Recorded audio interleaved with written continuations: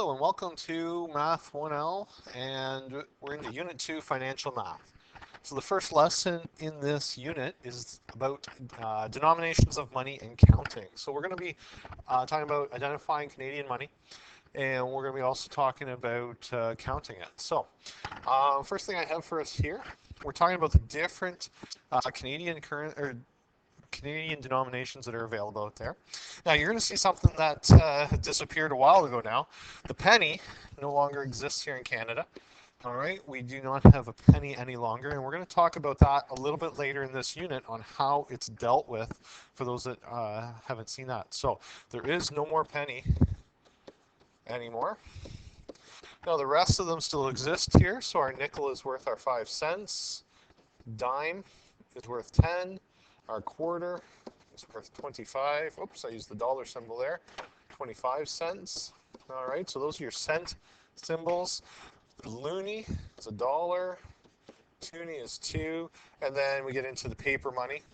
So our $5 bill, our $10 bill, and our $20 bill. So those are the more common ones. And then from time to time, you'll see a 50, and then the $100 bill, a little less common, just because it's not every small store will accept $100 bills. They're worried about counterfeiting and stuff like that, but definitely out there. So there are your common currencies here. So what's important for us when we talk about money is being able to skip count. So we are going to do a bit of a review here with the skip counting. So for some, this might be easy. For some of us, we need to make sure we can do it. We need to be able to count by 5s, 10s, and 25s. And what's more important is that we can start at random locations.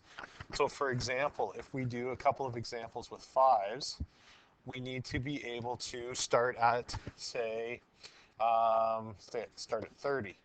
Which means then we need to go by 5s, so 35, 40, 45. All right. Another example, what happens if we have 65 cents? So we need to be able to do our skip counting. We got to start right there. So then it becomes 70, 75, and 80.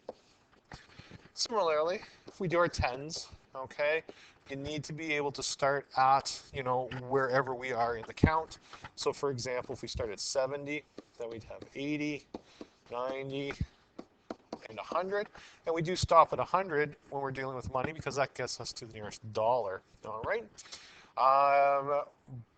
Also important is if we don't have, not on an even 10, so let's say we have 35 cents, we need to be able to skip count by 10s. So 45, 55, 65. And finally, by 25, so we have quarters. We need to be able to go up by 25s for our quarters. And you want to start at, now typically, we start at 50 cents. Those are the nice ones to skip count by 25s. So 50, 75, $1, and then we stop. What makes it a little bit more challenging is if we are starting at an odd count. So if we're starting at 15, okay, this is where we bring in one of our strategies. I'm going to add 20 because that's easier, and then add 5 after in my head. So that's what I'm doing in my head. So 15 plus 20, so that's 25, 35, add 5 more, so we get to 40. Same process, 40 plus 20 is 60, and 5 more, 65. 60, and I'll just put it again one more time.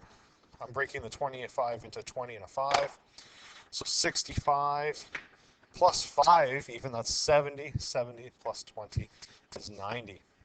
So it is important to be able to skip count starting at different locations. So at this point in time, I'm going to stop the video. You have your first worksheet to work on here. It's just practicing skip counting. And when you're finished that and get that checked by the teacher, you can return and watch the next segment.